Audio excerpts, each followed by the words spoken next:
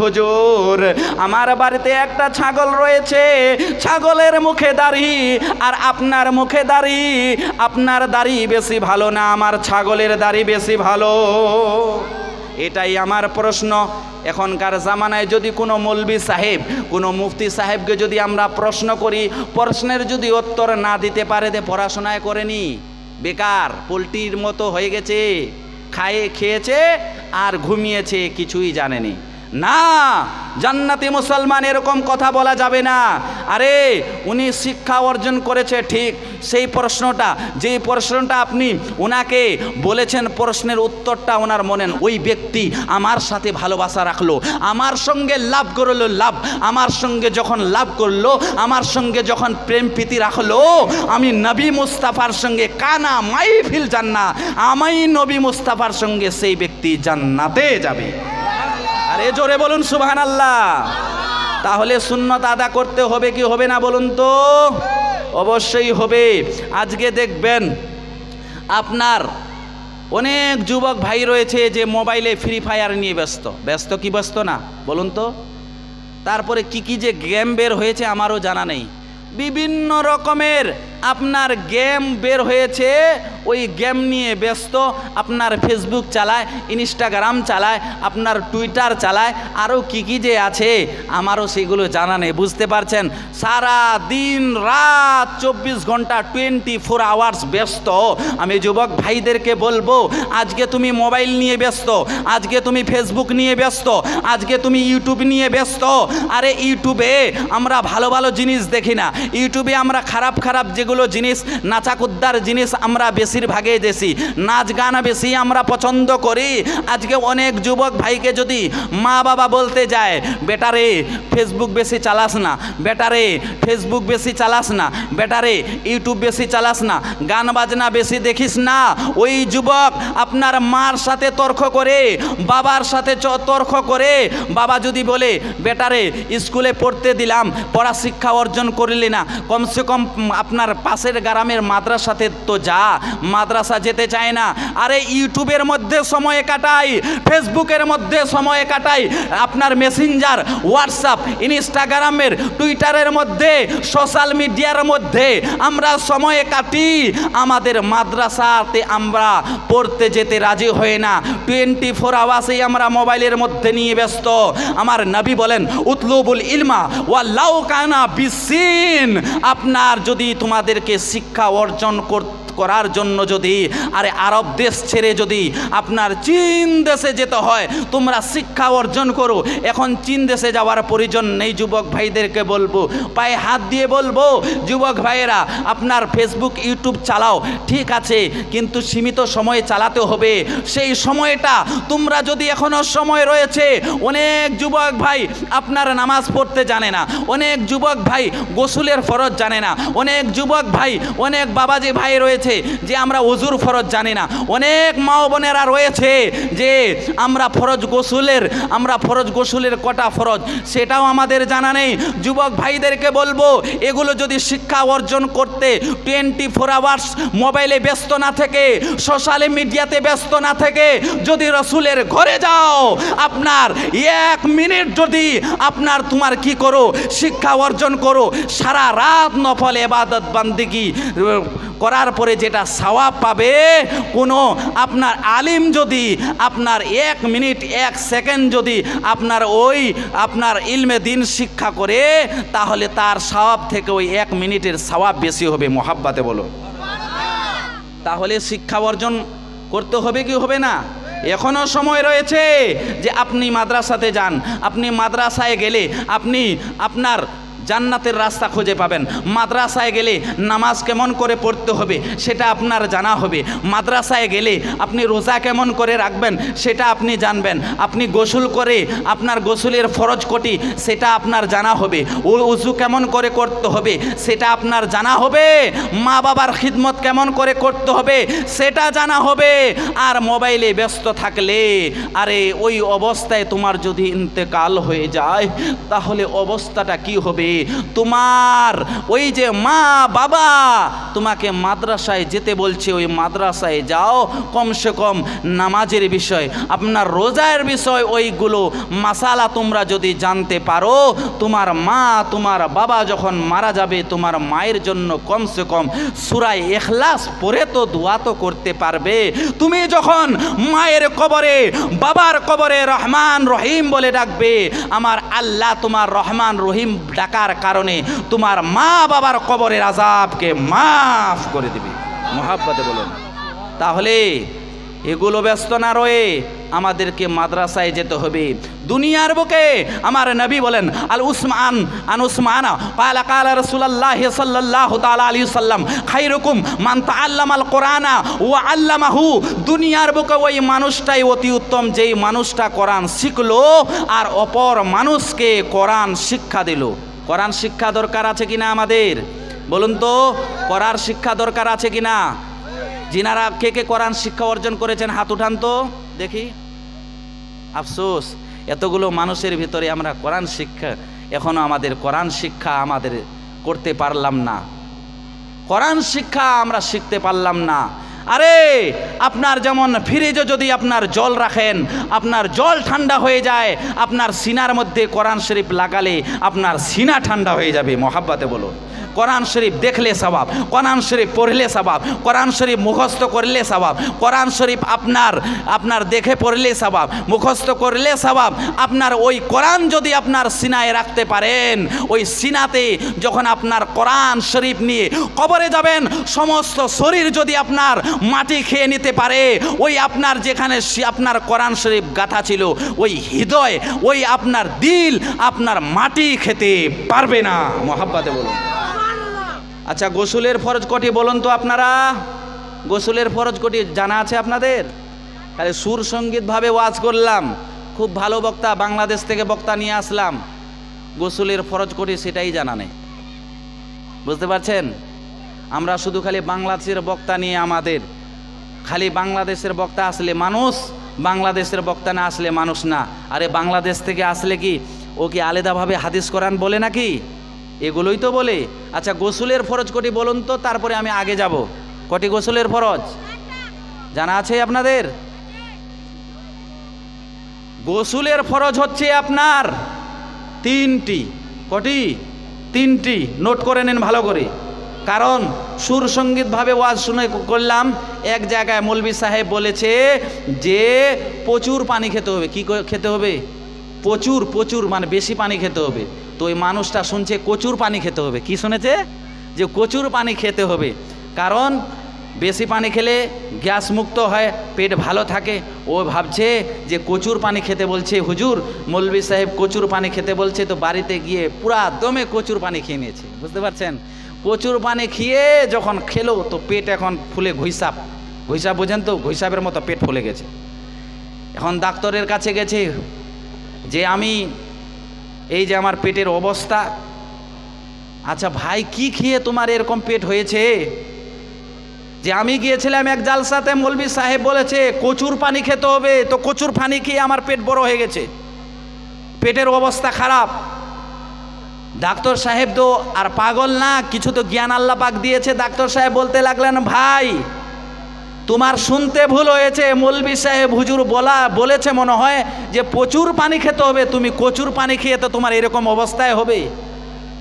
প্রচুর পানি খাবার কথা বলেছে, তুমি খেয়েছো প্রচুর পানি। তো আমাদেরকে আমি যদি বলি যে আমার নবী বলেন মা আনা আলাইহি ওয়া আসহাবিহি, যারা সাহাবীকে মানলো, যারা আল্লাহর ওলিকে মানলো, তারা নবীকে মানলো, সেই দলটার নাম হচ্ছে আহলে সুন্নাত ওয়াল জামাত। আরে তারাই হচ্ছে জান্নাতি জান্নাতি জান্নাতি। আরে মুহাব্বতে বলুন। তাহলে বোঝা গেল জান্নাতি দল কোনটা?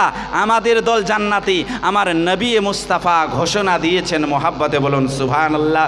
বাবাজি ভাই আপনাদেরকে বলতে চাই, আমরা হচ্ছি জান্নাতি মুসলমান, আমরা হচ্ছি জান্নাতি মানুষ। আমাদেরকে বুঝতে হবে যে জান্নাতের দলে যেতে হলে আর জান্নাতে যেতে হলে আমাদেরকে কি কাজ করতে হবে। আপনাদেরকে নিয়ে যাই আমার নবী মুস্তাফার আমাদের নবী মুস্তাফার সাহাবায়ে কেরামগণ আমার নবীকে কত ভালোবেসেছেন। কেউ বলে আমার নবীকে নূর, কেউ বলে আমার নবীকে মাটি। আমার নবীকে সাহাবায়ে কেরাম জিজ্ঞাসা করেছিলেন, ইয়া রাসূলুল্লাহ, ইয়া হাবিবাল্লাহ নবী গো, ওগো দয়ার নবীজি, ওগো মায়ার নবীজি, আপনি বলুন আপনার সবাই কেউ বলে মাটির তৈরি, কেউ বলে নূরের তৈরি। এই পুরুষটা আমার নবী মুস্তাফা বলে গেছেন, আউয়ালু মা খালাকাল্লাহু নূরি, আমার নবীর নূরকে আল্লাহ পাক সর্বপ্রথম সৃষ্টি করেছে। আমার নবী হলো নূর। যারা বলবে মাটি, আরে যারা বলবে মাটি তারা মাটিতে পচে মরে যাবে। আপনার যারা নবীকে চিনেছে বাবা, যারা নবীকে মেনেছে, যারা নবীকে নূর মানবে তারাই হবে জান্নাতে। যারা নবীকে ইলমে গায়েবের সংবাদদাতা মানবে তারাই হবে জান্নাতে। আপনার যারা নবীকে হাজির ও নাজির মানবে তারাই হবে জান্নাতে। যারা নবীকে আপনার ইলমে গায়েবের সংবাদদাতা মানবে তারাই হবে জান্নাতে। আরে যারা নবীকে এগুলো মানবে না, যারা বলবে মাটির তৈরি, বড় ভাইয়ের মতো আমার নবী, যারা বলবে আমার নবী মরার পরে মাটিতে মিশে গেছে, কেউ বলবে দেখবেন ভাই যে নামাজে যদি নবী মুস্তাফার স্মরণ চলে আসে নামাজ হবে না, হবে না, হবে না, হবে না। আর আমি বলতে চাই নামাজের মধ্যে আত্তাহিয়াত পড়তে হয়, তাশাহুদ পড়তে হয় কি হয় না? তাশাহুদ পড়তে হয়। আরে তাশাহুদের মধ্যে আমার নবীকে যদি সালাম দেওয়া না যায় তাহলে নামাজই হবে না। কারণ আমার আল্লাহ তাশাহুদ পড়া আপনার নামাজি ব্যক্তির জন্য ওয়াজিব করে দিয়েছে। যেই ব্যক্তি নামাজে তাশাহুদ পড়বে না, আত্তাহিয়াত পড়বে না, আপনার সে ব্যক্তির আপনার নামাজই হবে না। বুঝা গেল? তার নামাজই হবে না। কোথায় যাবি? আজকে আপনার দুনিয়ার বুকে কত রকমের টাকার জন্য তুমি ঈমান বিক্রি করে দিয়েছো। আরে যখন মরবে তেরে মেরে ডান্ডা করে দিবে ঠান্ডা। কি করবে? মরার পরে তোমাকে আপনার যখন মারবে ডান্ডা করে দিবে ঠান্ডা। বলতে চাচ্ছিলাম বাবা, আচ্ছা আমাদের ইমাম কজন বলুন তো আপনারা? কজন ইমাম আমাদের? এক জায়গায় গিয়েছিলাম, বলছে আমাদের ইমাম কজন? উনাদের গ্রামের হুজুর আছে একজন মৌলভী সাহেব, উনার নাম বলছে আব্দুর রহমান। কি বলছে? আব্দুর রহমান। আচ্ছা আমাদের ইমামের নাম কি আব্দুর রহমান? আমাদের চারটা ইমাম হচ্ছে বারহাক। বারহাক ইমামে আজম আবু হানিফা রাদিয়াল্লাহু তাআলা আনহু। আর ওনারেই আমরা মাসলাকের পর চলি, অনুসরণ করি। কারণ আমার ইমামে আবু হানিফা রাহমাতুল্লাহ আলাইহি, ইমামে আজম আবু হানিফা রাদিয়াল্লাহু তাআলা আনহু আপনার, সেই জন্যই আমাদেরকে হানাফি বলা হয়। ইমামে আবু হানিফাকে মানি, সেজন্যই আমাদেরকে হানাফি বলা হয়। আজকে নিয়ে যাই বাবা আমাদের ইমামের কেমন, আমাদের ইমাম কেমন হওয়া দরকার। অনেক মানুষ ইমাম মানে না, আজকে আমরা ইমাম মানি। আবু হানিফা রাহমাতুল্লাহ আলাইহির দরবারে আপনার একজন বুড়িমা এসে জিজ্ঞাসা করলেন, হুজুর গো আপনাকে একটা কথা বলতে চাই, আপনাকে একটা কথা বলতে চাই, আমার একটা প্রশ্ন জেগেছে আপনাকে বলবো। আবু হানিফা রাহমাতুল্লাহ আলাইহি বলতে লাগলেন, মা ওগো মা কি বলবে বলো বলো। আবু হানিফা রাহমাতুল্লাহ আলাইহি বলতে লাগলেন, মা গো কি বলবে। ওই বুড়িমা বলতে লাগলেন, হুজুর বেয়াদবি মাফ, ভুল হলে আমাকে মাফ করবেন। আমার একটা প্রশ্ন হলো এই যে আপনার মুখে দাড়ি রয়েছে, দাড়ি আমরা কজন দাড়ি রাখি? দাড়ি রাখলে আমরা জওয়ান, বুড়া হয়ে যাব। দাড়ি না রাখলে আমরা জওয়ান। অনেক দেখবেন 50 বছর 60 বছর হয়ে গেছে, আপনার ওই যে সিলুনে যাওয়ার পরে ওই দাড়িগুলো সাদা হয়ে গেছে না, ওগুলো একেবারে কলপ টলপ লাগিয়ে টাগিয়ে বাপরে 25-30 বছরের জওয়ান, মনে হয় আবার একবার বিয়ে করবে মনে হয়। বুঝতে পারছেন? এরকম অনেক মানুষ আছে মনে হয় আবার বিয়ে করবে। কলপ লাগা কি জায়েজ বলুন তো আপনারা? তাহলে লাগান কেন? আরে আজকে তুমি দাড়ি সফেদ ছিল, তোমার সাদা ছিল, তুমি কালো করে দিলে। হায় হায় হায়, তুমি মরবে না? কোথায় লুকাবে তুমি, কোথায় যাবে? তখন বুঝতে পারবে। আমি বলতে চাচ্ছিলাম আবু হানিফা রাহমাতুল্লাহ আলাইহির দরবারে আমার ওই বুড়িমা প্রশ্ন করলেন, হুজুর গো, ওগো হুজুর, আপনার মুখে দাড়ি আছে আর আমার বাড়িতে একটা ছাগল আছে, ছাগলের দাড়ি হয় কি হয় না বলুন তো আপনারা? ছাগলের দাড়ি হয় বাবা। ছাগলকে অনেক মানুষ ভালোবাসে, অনেক মানুষ ভালোবাসে ছাগলকে। আমার বাড়িতেও আপনার বড় বড় খাসি রয়েছে, যেটা খাসিগুলো আমার মা পালন করে, আমিও আবার লালন পালন করি, খাসিকে অনেক ভালোবাসি। আর ওই বুড়িমা বলতে লাগলেন, হুজুর, আমার বাড়িতে একটা ছাগল রয়েছে, ছাগলের মুখে দাড়ি আর আপনার মুখে দাড়ি, আপনার দাড়ি বেশি ভালো না আমার ছাগলের দাড়ি বেশি ভালো? এটাই আমার প্রশ্ন। এখনকার জামানায় যদি কোনো মৌলবি সাহেব, কোনো মুফতি সাহেবকে যদি আমরা প্রশ্ন করি, প্রশ্নের যদি উত্তর না দিতে পারে, পড়াশোনায় করেনি, বেকার, পোল্ট্রির মতো হয়ে গেছে, খেয়েছে আর ঘুমিয়েছে, কিছুই জানেনি। না, জান্নাতি মুসলমান এরকম কথা বলা যাবে না। আরে উনি শিক্ষা অর্জন করেছে ঠিক, সেই প্রশ্নটা, যেই প্রশ্নটা আপনি ওনাকে বলেছেন, প্রশ্নের উত্তরটা ওনার মনে নাও থাকতে পারে। আর এই সব কথা আপনার কি স্মরণ থাকে? আপনি বাজারে চলে গেছেন, আপনার স্ত্রী আপনাকে ঝাঁটা নিতে বলেছে, আপনি ঝাঁটা নেননি, বাড়িতে ফিরে চলে আসলেন, আপনার স্ত্রী যখন আপনাকে জিজ্ঞাসা করছে যে ঝাঁটা কই, আপনি বলতে লাগলেন আমার মনে নেই। এরকম মানুষের হয়, মনে নাও থাকতে পারে। এরকম বিভিন্ন মানুষ আলিম ওলামার আপনার সমালোচনা করে। ওই বুড়িমা ইমাম আবু হানিফা রাহমাতুল্লাহ আলাইকে জিজ্ঞাসা করলেন, হুজুর গো, আপনার মুখে দাড়ি আর আমার ছাগলের দাড়ি, কোনটা দাড়ি বেশি ভালো? আপনাকে বলতে হবে ইমাম আবু হানিফা রাহমাতুল্লাহ আলাইহি বলতে লাগলেন, মা, ওগো মা, আজকে তোমার প্রশ্নের আমি উত্তর দিব না মাগো, আজকে তোমার প্রশ্নের উত্তর দিব না। যখন সময় হবে মা, ঠিক তোমাকে আমি বলে দিব। যখন সময় হবে মাগো, ঠিক তোমাকে বলে দিব। আর তখনকার জামানায় বাবা একজন বাদশা কি করলেন, আপনার ইমামে আবু হানিফা রাহমাতুল্লাহ আলাইকে আপনার জেলে ভরে দিলেন। আপনার জেলখানায় ইমামে আবু হানিফা রাহমাতুল্লাহ আলাই যেন জেলের চলে গেল। জেলখানায় কিছুদিন থাকতে থাকতে অনেক মানুষ আবু হানিফা রাহমাতুল্লাহ আলাইর দরবারে যায়।